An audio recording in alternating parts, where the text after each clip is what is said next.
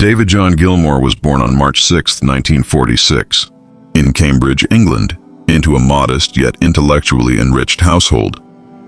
His father, Douglas Gilmour, was a lecturer in zoology at Cambridge University, and his mother, Sylvia, worked as a teacher and film editor. The family wasn't wealthy, but they carried an appreciation for creativity, art, and knowledge. This environment shaped David's early outlook on life, where curiosity and imagination were not just encouraged but seen as vital. As a boy, David was drawn to art and sketching, but music soon captivated him in ways that nothing else could. During his teenage years, he discovered the guitar. Unlike children with formal training, David taught himself by listening to records and studying the styles of American blues, musicians like B.B. King and Lead Belly. Later, the explosive energy of Jimi Hendrix influenced him, but what made David different was that he never aimed to copy anyone. He played to discover his own voice.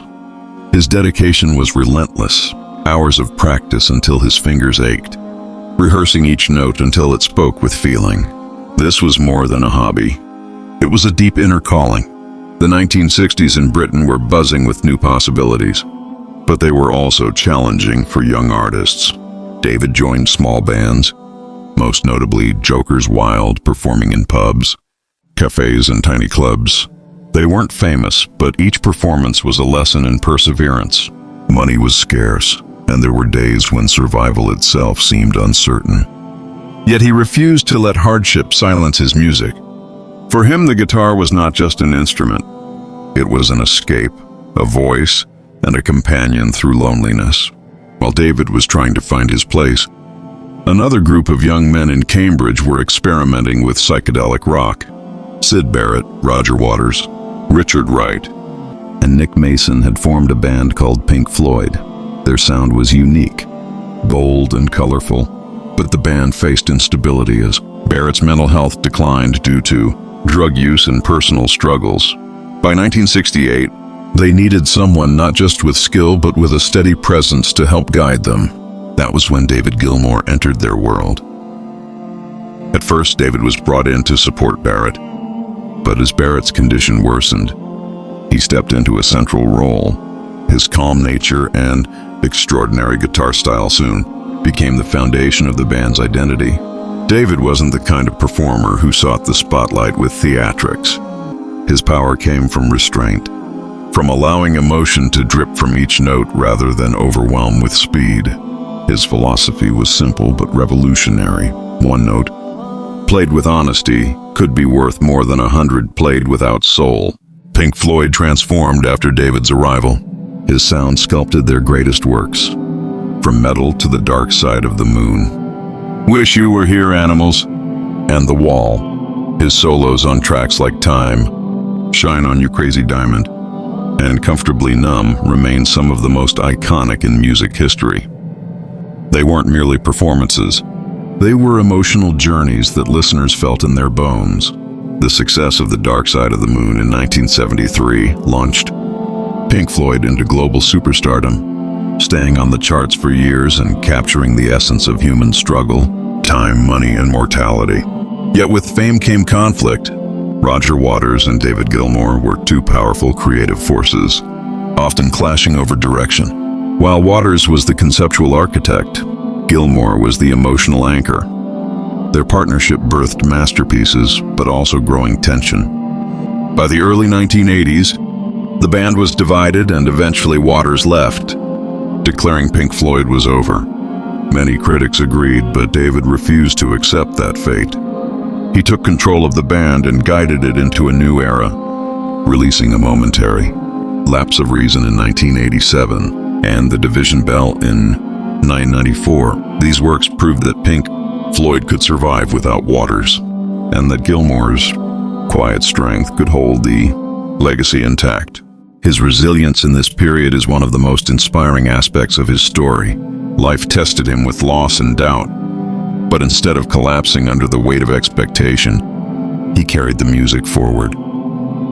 Beyond Pink Floyd, David pursued his solo career with equal devotion. Albums like David Gilmour, About Face, On an Island, and Rattle That Lock revealed a man of depth, introspection, and calm wisdom. Unlike the chaos of stadium tours, his solo work was gentler, more personal, reflecting a man who had grown beyond the struggles of youth.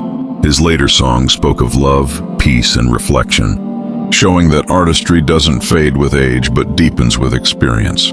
His music also found a place in Hollywood and global culture.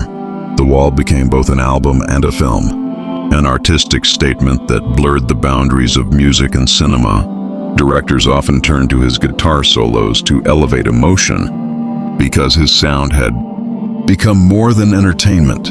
It was a universal language of feeling. From the UK to the USA and beyond, his influence shaped generations of musicians, many of whom cite him as the reason they picked up a guitar. Despite the towering fame, David remained grounded. He never projected the arrogance often seen in rock legends. Instead, he was known for his humility and kindness. In 2019, he auctioned many of his guitars, including the legendary Black Strat, raising over $21 million for charity, much of it dedicated to climate change causes.